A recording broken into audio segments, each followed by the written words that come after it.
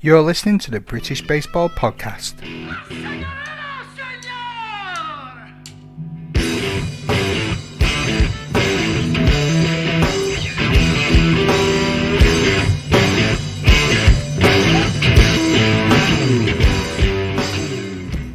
Welcome, baseball family, to Around the Bases, the British Baseball Results Show that showcases you, your team, and your league. If you'd like to feature or get involved, you can submit a short video or voice message via DM or email, britishbaseballpodcast@gmail.com or at BritBaseballPod, saying who you are, who you play for, and give us an overview of your weekend series, the good, the bad, the amazing. Maybe it's a dazzling rookie display or a no-hitter, a walk-off grand slam, or maybe you just want to give your team and your teammates a little bit of love. And this is your chance. This weekend is the 5th of June 2021, and it saw all the teams in all the leagues finally getting a chance to play competitive baseball in what must seem like an eternity. So I'll try my best to get through all these as quickly and concisely as I can. We'll start off with the BBF. The BBF stats, scores, and standings are brought to you by stats.britishbaseball.org. So if they're wrong, it's on you. BBF NBL. 4 teams in action this weekend. The Essex Arrows hosted the Lancashire Legends at Townmead Playing Fields in Waltham Abbey. The London Mets travelled to Roundshaw Playing Fields in Croydon to face the London Capitals. And the first Legends versus Arrow game ended up 15 runs to 5 in 6 innings. Nathan Lewis hitting a dinger for the Legends deep to centre field at the top of the 4th. And the Arrows pitcher DeMarcus Moretta picking up the W for the Essex side. Game 2 was a much closer affair, with the Arrows just edging it 9 runs to 8 with a single run in the bottom of the 7th, clinching it for the Essex team. The Mets versus the Capitals saw each team grab a win apiece in their series, with the home side taking a 4-2 victory in Game 1, and Game 2 seeing the Mets shut out the home side 6-0 with a Mr.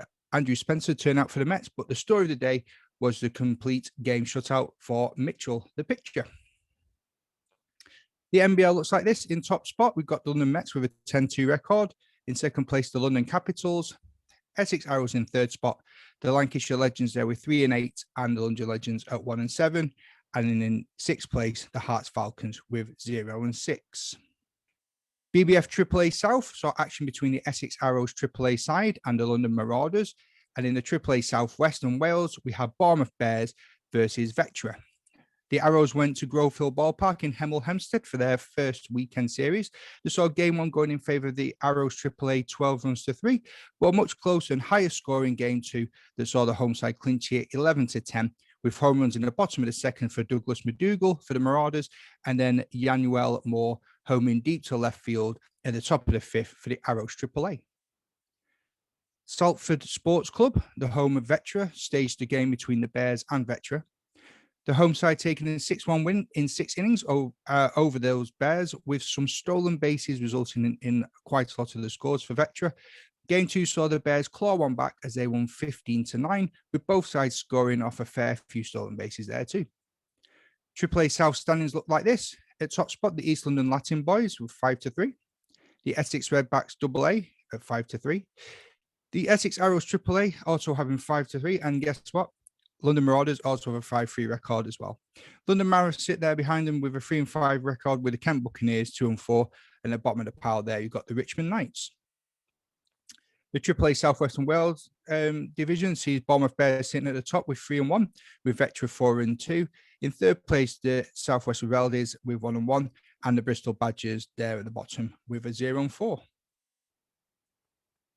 So lots of action to talk about in the BBF AA Southeast and Central divisions. We'll start in the Southeast. The Croydon Pirates hosted the Guildford Mavericks at Roundshaw Playing Fields, with Pirates winning both their contests and then being quite close. Game 1 was 6-5 and Game 2 was 4-3, and they both lasted 5 innings. The Richmond Dragons travelled to Finsbury Park to face the London Musketeers, a game that needed extra innings with both teams tied after 7. But Ben Carter's single to bring home Jin Kwon Ho wasn't enough, as the Musketeers put 2 on the board in the bottom of the 8th, with a George Naas single allowing Xander Harrison to score, and Tony Bertangi singling to centre field to bring George in, as the game went 8-7 to the Musketeers. The Muskies would also win Game 2 3-0. To Enfield playing fields, where the Sidewinders hosted the East London Latin Boys AA side. They won game 1 17-2 in 5 innings, and they also took game 2 9 runs to 3, with Thomas Jotson hitting a home run for the Latin Boys in the top of the 7th, where all the core of their runs were scored.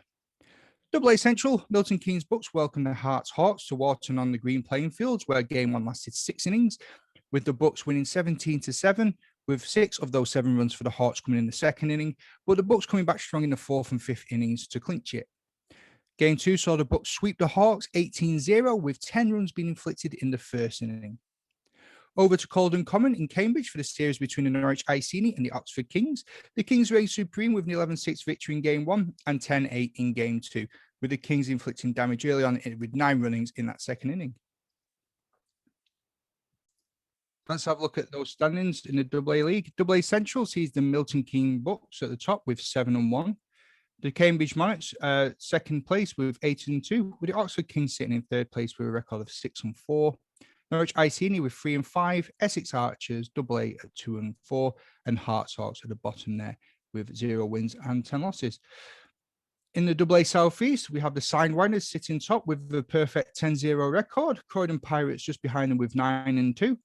The London Musketeers 8-3, with Guildford Mavericks in 4th place with 4-6. East London Latin Boys AA team are at 1-11, tied there for bottom 5th place with the Richmond Dragons with 1-11 too. Over to Single A.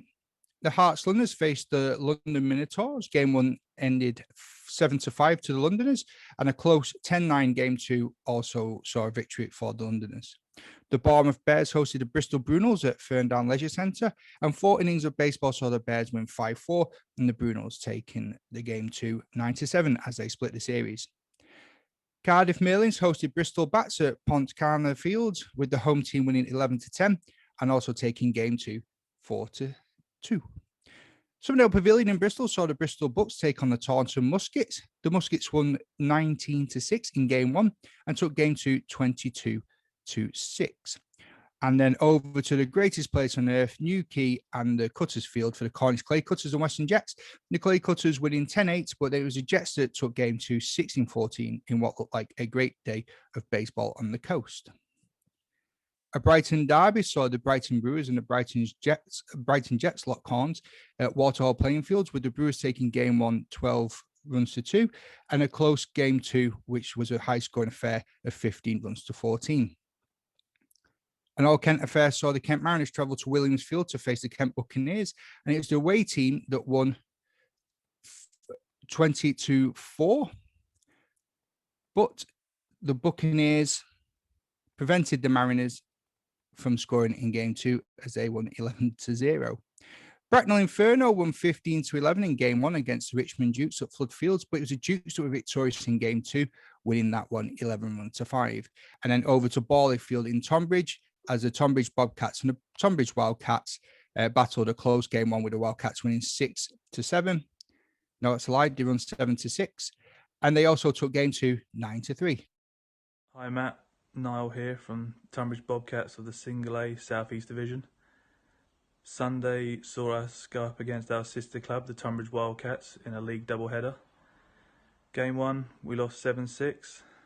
Game 2, we lost 9-3.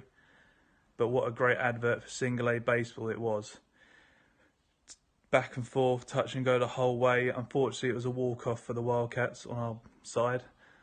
But what a great advert for Single A baseball. I really don't want to single out a particular individual for player of the game. Everyone played their part in what was a great game. We fielded 4 or 5 new players this year once again, and it's testament to how far they've come in the last month, to how close those games were. We played the Wildcats in the first week of the season, and we lost 21-9 then, so to now have it as close as it was, as 7-6, it's just a fantastic effort from a group of guys who have really embraced what we're trying to do and really learnt and taken on board quickly the complex rules of baseball. But thanks, guys. So let's have a look at the Single A standings. Single A Central, so it sees the Essex Redbacks at the top with a 9-1 win ratio. The London Mustangs in second place with 5-1. The Hearts Eagles 3-3. Hearts Thunders at 3 and 4, Hearts Raptors in 5th place with 2 and 3, and then London Minotaurs at the bottom with 0 and 10. And single A7, we have Cardiff Millions at the top with a perfect 4-0 record. Bournemouth Bears single A there with a 1-1 record. Bristol Brunels a 1 and 3, and in 4th place the Bristol Bats. Single A South, we have Brighton Brewers with 8 and 2 at the top. Then Bracknell Inferno with 5 and 3. Brighton Jets at 5 and 5. Guildford Goldcats 4 and 4. In 5th place, Richmond Dukes 2 and 5. And at the bottom there, Guildford Millers with 1 and 6. Over to Single A South East, we have the Kent Mariners at the top with a 3-1 record. The Tonbridge Wildcats are also joint there with 6 and 2. In 3rd place, we have Kent Buccaneers Single A with a 1 and 3. And then Tonbridge Bobcats, South Coast Sea Dogs, and the South Coast Pirates are all tied at the bottom there with 0 and 4.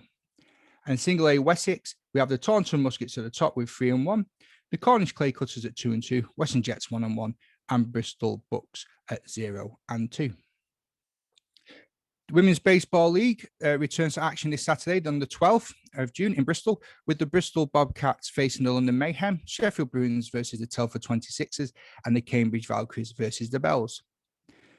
So let's go to baseball in Scotland for their opening day, and who better to give us a summary than Glasgow Comets legend and host of Ball Cats and Bagpipes, John McKellar. Hey Matt, thanks so much for having us on. It's great to be providing some content for the British Baseball Podcast starting this season. I'm John of Ball Caps and Bagpipes. We're a Scottish baseball podcast. We cover the goings on in the Scottish National Baseball League. The National League in Scotland only started this past Sunday, June 6th. So we had our opening day, and I'm here to provide the scores, and we'll be doing so every week. First result of opening day is Aberdeen versus Tayport. The Aberdeen Granite City Oilers, as they're known, defeated Tayport Breakers 7-1 in Tayport's first ever National League game. I think if I'm Jason West, the founder and head coach of Tayport, I'm just happy to finally get that first game out of the way, because he's built that team basically from the ground up. And it's taken about 2 years. They were supposed to join the league last season, but obviously COVID-19 had other plans. So 7-1 Oilers. The key for Stephen Evans and the Granite City Oilers seems to have been defence. They turned 3 double plays in a 7-inning game, which is unusual at this level. Next up is the Edinburgh Derby. The Edinburgh Cannons went into this game as, I would say, heavy favourites. I think this was the upset of the weekend, as the Edinburgh Diamond Devils ran out 12-0 winners. Rory Dunn, who coaches the Cannons, had been very excited about opening day, quite confident. He's made some great additions to his squad. It just looks like they're going to need longer to gel. In the Glasgow Derby, the Glasgow Comets, the team I play for in Scotland, defeated the reigning champion Glasgow Galaxy, who've been the champions 3 seasons in a row. So that was a big result for the Comets. They were down 2-0 from early on in the game. Made a lot of contact off of Elvis, the Glasgow Galaxy pitcher, but just couldn't seem to make a breakthrough, largely due to the centre field play of Miles Peterson, a new Galaxy outfielder. The final inning of the 7-inning game was where it came apart, unfortunately, from a Galaxy perspective. They lost 3 runs in that inning, including a walk-off walk to John Nelson, the Comets' designated hitter. There was a pretty scary moment during the game where there was a clash between Jim Sehar, the second baseman, and Miles Peterson, the aforementioned centre fielder of the Galaxy. Fortunately, both seemed to be absolutely fine. So that's this week's roundup for the Baseball Scotland National League. Back to you, Matt. Thanks, John. And if you want to ever submit a clip to the show, that's a great example of what we're looking for. A nice little roundup there. And don't forget to head over to Ball Cats and Bagpipes, where you can hear John and Jason talking all things baseball and Scottish baseball. It's a great, great chat and a very good show. So be sure to subscribe to them and have a listen where you can. Action in the West County Baseball League saw Yeovil Whirlwinds host the Plymouth Mariners in their season opener, with the Mariners winning 26-3, with 4 Mariners getting home runs courtesy of Chaplin, Hine, Underwood and Herrera. And then the West Midlands Baseball League, rain delays didn't stop the Leicester Blue Sox winning 11-1 against the Stourbridge Titans over 7 innings. Over to the British Baseball League, and we're going to look at Northern Baseball League Triple A. Manchester Age travelled a short distance down the road to Norman Wells Ballpark to face the Liverpool Trojans. The Trojans took game 1 24-2 with some excellent pitching from Jose Pimentel and completing the sweep 16-4 in game 2. Sheffield Bruins versus the Cartmel Valley Lions in Cartmel. Saw the Lions take game 1 13 runs to 12, but the Bruins won second game 11 runs to 1. Sheffield Blade Runners 1 beat the County Durham Spartan in their series 11 runs to 2 and 17 runs to 8. And the Newcastle Nighthawks versus the Liverpool Trojans, with the Trojans winning 2-1 in game 1, and game 2 saw the Nighthawks win 15 runs to 14 with a walk-off. And then we move down to the single A. We had the Cubs versus the Halton Trojans, with the Cubbies sweeping the Halton Trojans 9 runs to 6, and then game 2 saw 15 runs to 4. My Manchester Bees hosted the Sheffield Blade Runs at Wythenshawe Park, with the visitors winning 18 runs to 10 in game 1 and 24 runs to 15 in game 2. I love to sit here and tell you all about my spectacular debut, but I'm not that vain. It was okay. Hull Scorpions versus the Sheffield Blade Runners 4. Hull won both their games, 8 runs to 2, and then 17 runs to 7. Now then, let's have a look at the East of England Baseball League. So over to the East of England Baseball League, let's have a look at last weekend's action. We have the 6th of June, the Northampton Centurions taking on the Milton Keynes Bucks. And the first game went in favour of the Milton Keynes Bucks as they won at 6-3. And then they also took game 4, 14 runs to 5. The Norwich Warriors won their first game against the Royals of Cambridge, 6 runs to 5. And then a very close affair with 18 runs to 17 in game 2.